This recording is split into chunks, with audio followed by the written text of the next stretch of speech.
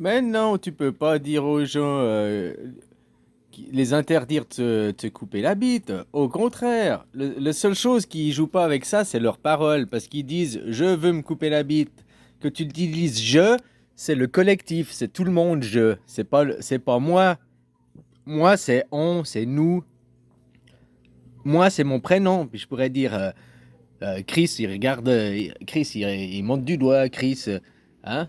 Le je, c'est le collectif. Tu comprends? Le jeu, ça ressemble au jeu. Hein, voilà quoi. C'est ça la parole, on est inversé. C'est ça qu'il faut faire attention. Donc quand tu as un transsexuel devant toi qui veut se convertir, s'il dit ah, je suis trans, non, non. Le je, c'est le conventionnel. Le je, c'est le commun. Alors le je, c'est le traditionnel aussi. Le traditionnel, c'est la dualité, c'est les hommes, c'est les garçons. On fait des. Hein, ça, c'est le normal. Alors que tu dis je, tu parles des choses normales. Après, si tu veux dire Pierre-Paul Jacques veut se couper la bite, Pierre-Paul Jacques est transsexuel, Pierre-Paul Jacques aimerait que les transsexuels soient mieux représentés dans la société. Pierre-Paul Jam aimerait pouvoir s'habiller en fille pour aller travailler. Pierre-Paul aimerait aller se maquiller pour aller travailler. Tout ça, c'est de la bonne parole. Tout ça, tu as le droit de dire. Parce que c'est en ton nom propre. Tandis que tu utilises le je, c'est pas en ton nom propre. Le je, c'est le collectif. Ça, il faut corriger la parole. Ça, bah, c'est pas grave. On apprend. Puis autrement, ceux qui n'ont pas une bonne. Moi, j'ai pas une bonne parole. Parce que j'ai été formé et éduqué. Je conscientise ça maintenant. Mais encore pas tout le temps, tu vois. Puis je crois que c'est trop tard. C'est pour ça que le jeu, faut que tu comprennes le jeu, c'est moi tout seul, c'est le collectif, quoi. C'est, hein, que tu causes en jeu, tu causes en mon nom. Alors que tu dis, je mets une burqa au nom du musulman, au nom du Coran, bah, c'est moi qui ai fait le Coran. Non, j'ai pas écrit le Coran, ça c'est Mohamed, je vais pas lui voler son travail, je suis reconnaissant envers Mohamed, c'était mon nègre de l'époque. Maintenant on appelle ça comment? Un essayiste, c'est des écrivains, ouais.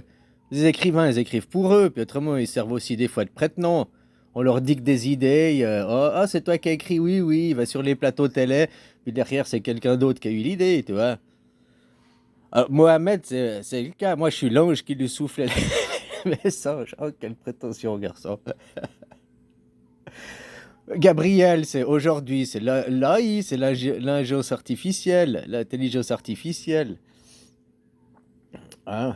Bon, bref, c'est des interprétations. Tu vois, les musulmans, on leur dit, t'as pas le droit à l'alcool, mais t'as le droit au sucre. Parce que ça, c'est comme tu dis aux enfants.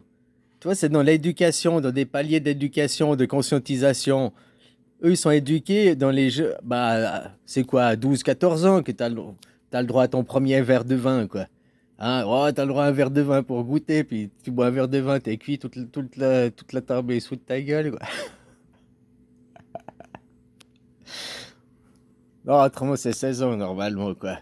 Voilà, donc ils sont éduqués pour des. C'est une éducation pour des gens de moins de 16 ans. Je dis pas c'est bien, c'est mal, mais à qui les enfants on interdit l'alcool? Ceux qui ont moins de 16 ans, hein.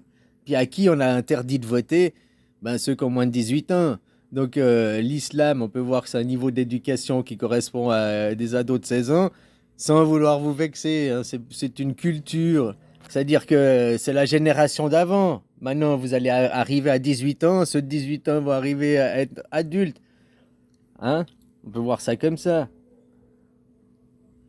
Parce que les pays arabes musulmans, c'était encore du despotisme et tout, jusqu'à pas longtemps en arrière. Ils commencent à faire du communiste. Ah non, ils appellent ça démocratie. Mais bon, c'est le communisme derrière. Et puis, vous, les pays communistes, vous sortez du communisme pour rentrer dans des démocraties directes. Vous allez être des vraies démocraties. Vous allez avoir 18 ans. Puis les autres, tu comprends. Voilà, c'est juste des étapes de culture, quoi. Tu vois, t'as les boutures, après tu fais des plantes, hein? T'as la croissance, la floraison, t'as plusieurs étapes dans l'arbre, quoi.